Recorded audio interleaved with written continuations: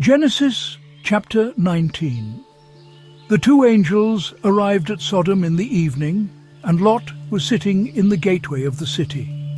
When he saw them, he got up to meet them and bowed down with his face to the ground. "My lords," he said, "please turn aside to your servant's house. You can wash your feet and spend the night, and then go on your way early in the morning." "No," they answered, "we will spend the night in the square." But he insisted so strongly that they did go with him and entered his house. He prepared a meal for them, baking bread without yeast, and they ate. Before they had gone to bed, all the men from every part of the city of Sodom, both young and old, surrounded the house. They called to Lot, "Where are the men who came to you tonight? Bring them out to us so that we can have sex with them." Lot went outside to meet them and shut the door behind him and said, "No, my friends, don't do this wicked thing. Look, I have 2 daughters who have never slept with a man. Let me bring them out to you, and you can do what you like with them. But don't do anything to these men, for they have come under the protection of my roof." "Get out of our way," they replied. "This fellow came here as a foreigner, and now he wants to play the judge. We'll treat you worse than them." They kept bringing pressure on Lot and moved forward to break down the door. But the men inside reached out and pulled Lot back into the house and shut the door. Then they struck the men who were at the door of the house, young and old, with blindness, so that they could not find the door. The 2 men said to Lot, "Do you have anyone else here? Sons-in-law, sons or daughters, or anyone else in the city who belongs to you? Get them out of here, because we are going to destroy this place. The outcry to the Lord against its people is so great that he has sent us to destroy it." So Lot went out and spoke to his sons-in-law who were pledged to marry his daughters.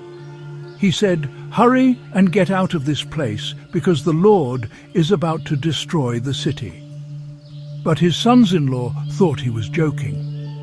With the coming of dawn, the angels urged Lot, saying, "Hurry, take your wife and your 2 daughters who are here, or you will be swept away when the city is punished."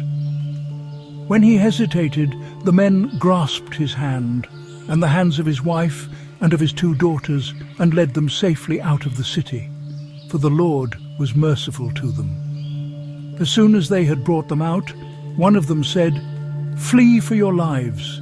Don't look back and don't stop anywhere in the plain.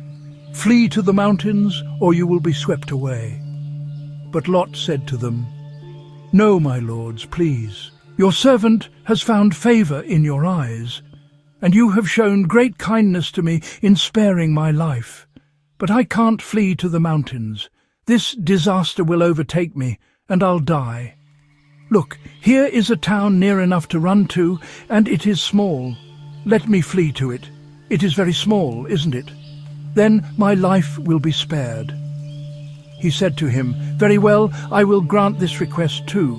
I will not overthrow the town you speak of, but flee there quickly, because I cannot do anything until you reach it." That is why the town was called Zoar. By the time Lot reached Zoar, the sun had risen over the land.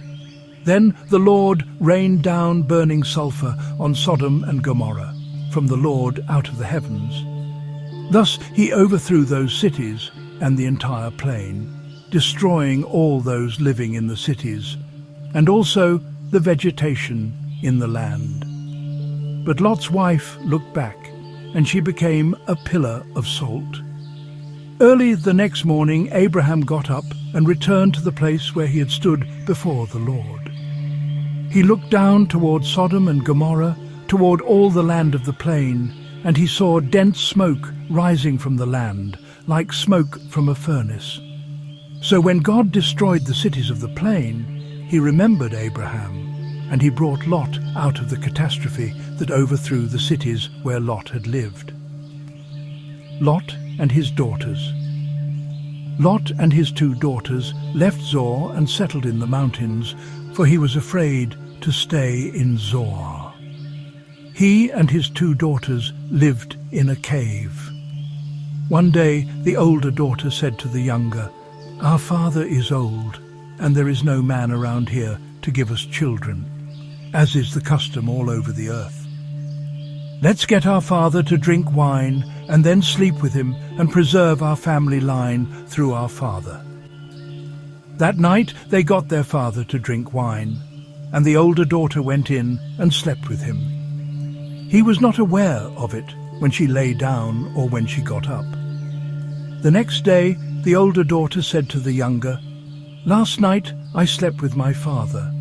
Let's get him to drink wine again tonight, and you go in and sleep with him so we can preserve our family line through our father."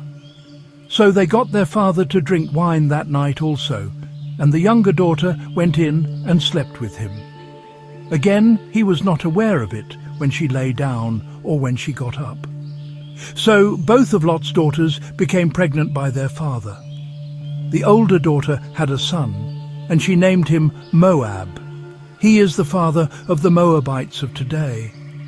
The younger daughter also had a son, and she named him Ben-Ammi.